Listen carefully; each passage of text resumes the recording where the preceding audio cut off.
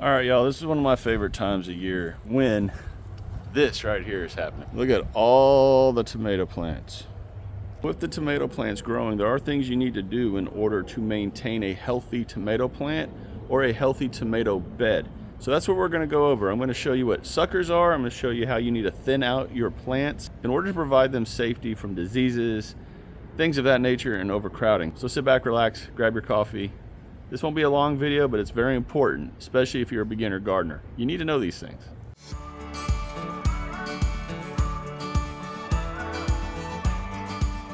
So look at this bed right here. These are all indeterminate tomatoes. You need to have a trellis system for them because without getting into the weeds of indeterminate tomatoes and determinate tomatoes, they are two different types of tomatoes. We're gonna just break this down really quick and really simple. Indeterminate tomatoes are going to grow for an indeterminate amount of time. In other words, frost, the cold, disease, you are basically the only things that are going to kill these plants. They are going to continue to grow. On that note, they're going to grow to an indeterminate size. They will continue growing and growing and growing until they're dead. That's what an indeterminate tomato is. So when you're buying them, make sure you know, this should be on the little tags, whether it'll be a determinate or an indeterminate. I like to keep all of my indeterminate tomatoes in this bed right here because I have this trellis built specifically for this reason. These tomatoes right here is why I built that. Because indeterminates need to be trellised because, like I said, they are just going to continue growing. Now with them growing the way that they grow, you need to have them on strings, attached to strings, so you can safely trellis them up the strings, helping to support them. And then also you're giving that plant its own kind of space is the way I look at it. Now in this bed I have 3 hooks per each one of these all the way down. So I can have around 36, I believe, 33, 36 plants in here. And as they grow, they tend to bush out. They tend to get very big. Now, this is the difference between an indeterminate tomato and a determinate tomato. Determinates, you just leave alone. You just let them grow because a lot of the fruit that they're going to put on will come off of suckers. Okay, they will come off of all their side growths also. With the indeterminates, the beefsteak type tomatoes, the ones that are just going to grow and grow, you want to get rid of those suckers. Now I know this is going to be controversial. People tend to freak out if you say take any part of the plant off. But I'm going to show you and tell you why you want to do what I'm going to explain here in a minute and why it's important for these plants, these types of tomato plants. Not the determinants that I have over there, but these indeterminates. This helps them continue growing, helps them stay healthy from disease and things of that nature. So let's get into it. Okay, so I'm about 8 feet from the bed right here. And what I want you to see is how thick everything is in there, right? But then as we scroll down, you can start seeing where it's nice and open, right? And if we continue down, it's really thick, full of plants and all that in there, right? This area right here, as you can see on this plant, how it looks bare at the bottom, it's because I've already hard pruned that plant and that plant and that plant and that plant. This is a radish. These are radishes right here that I'm companion planting in with the tomatoes, along with these onions and all this basil. But you can see how open this is, right? Compared to, say, that. Okay, the reason you want this to be open like that is because of a few things, actually. You want good airflow through your tomatoes. You do not want, especially when it starts to get hot, the air inside that area where the tomatoes are to get bogged down with heat and humidity and all that. You want it to be open and airy. So just like it is right here, that's how you want it, because it just helps keep all of this area around the tomatoes and everything nice and healthy. On this plant right here, you can see there's no leaves from about a foot above the ground. I've taken them all off. Anything that's going to touch the ground, I've taken off.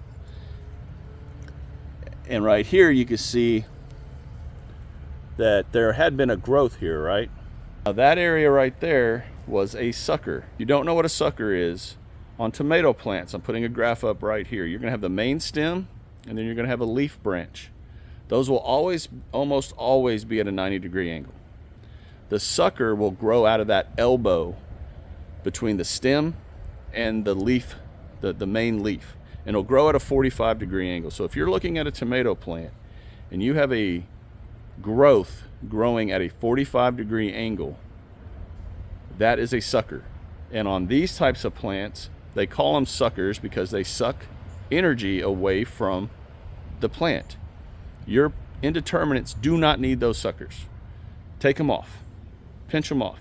I'm going to show you what to do right here and how to identify them. Again, right here, really good example here. You've got the main stem coming up right here, and then you have this shoot going out at a 45-degree angle. Y'all see that? That is the sucker. This is the normal leaf. That is the sucker. So we're going to take that off. That plant does not need this. Now, because of how big this plant is, the sucker is, you can literally do this right here. Go put this in the ground with some water, and you very well might have another plant grow right here. But the plant does not need that. So when you identify the suckers, you need to cut them off. Okay, so on this plant right here, here's another sucker. It's growing at a 45-degree angle, and that's supposed to be out, so we're just going to take them both off. And then here's how you thin out your tomato plants. You start at the bottom. We do not need any of this growth down here at the bottom touching the ground. So anything down here, we're just taking off. Now, if you're a beginner gardener, I know you might be freaking out right now at what I'm doing, but trust me, that plant right there is now a healthy plant compared to this one who is touching the ground and all that. Now, why is it important not to have your tomato leaves or plants touching the ground? Well, when you're watering, a lot of times tomato plants will get diseases from the water hitting the soil and bouncing back up on them. Also, if you have your plants with their leaves touching the ground, if there's any disease in that ground, it is now on your plant. So you just want to remove anything that can possibly contaminate your plant, period. All the leaves touching the ground, y'all. That's not good. So let me prune this one really fast. And look, right off the bat, I've already got a major sucker growing right here. We do not want that.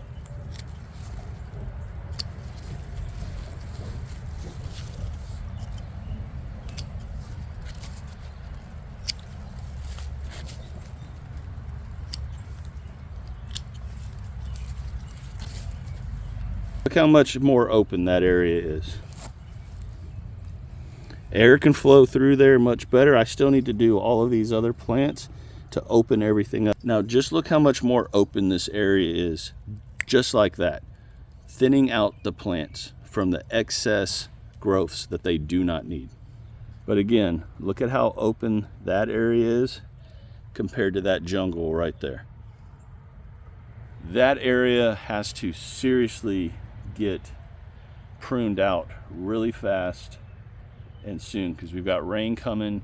I don't want a lot of chances of disease hitting those plants because all of these plants I grew from seed inside, except for those right here at the end. All the rest from here down were all grown from seed. So if you're going to spend all that time growing your tomato plants inside 2 months before you're getting them in the ground, you definitely don't want disease or anything that you can help keep away to derail your tomato game. Now again, let me show you another sucker. A lot of times you're going to see suckers that are these sizes right here, y'all. Again, main stem, branch coming out, and here in the elbow, you've got a 45-degree growth, right? Just come in, pinch them off. There you go. Now what you don't want is the growth of those suckers to take away from the production of these flowers, because without the flowers, you're not going to have tomatoes. And then a side note, if you want to simply pollinate your tomatoes or your peppers, just shake them. These flowers have both male and female parts of the flower inside, each one, so they can self-pollinate each other. Just tap the flowers. Pollinate them yourself if the wind's not doing it for you. All right, y'all, and that's the video. Quick, fast, down and dirty, simple video on why you want to thin out your tomato plants to keep disease from hitting them. You want to thin them out so you have plenty of airflow in between them, and you want to identify and then get rid of suckers. Now, look, the sucker thing is totally up to you. If you want to allow your indeterminates to grow suckers and let those suckers become massive plants on your already existing plants, then by all means do so, y'all. But if you want to maximize that plant's ability to grow tomatoes, then you want to limit where the energy for your plant is going. And to me, in my experience, you do not need suckers at all on your indeterminate tomato plants. But again, you have to decide what is best for you. And then let me say one more time, if your suckers are this big and you need more tomato plants, by all means, get them in the ground. Plant them in the ground. Take off all these side growths, these leaves down here at the bottom, all the way up to about right here. Stick that whole thing in the ground. Put some fertilizer in there if you want. Water it in really good. Give it about a week because it's going to go through shock. And you might actually have another tomato plant. And just to show you, I did that with what I'm about to show you, I guess it was a month ago. This plant right here was a sucker that I had clipped off, stuck it down in the ground, and look at it now. It's a viable plant. So this does work. I've noticed about a 50% chance either way. So yeah, so hey, if y'all enjoyed this video, if you got anything out, if you learned anything at all, do me the 5 favors. Share, like, comment, hype, and subscribe to this channel if you have not done so already, and join this fast-growing community of like-minded gardeners here on YouTube. And y'all take care, and may God continue to bless each and every one of you and your gardens. And I'll talk to you again real soon. Bye.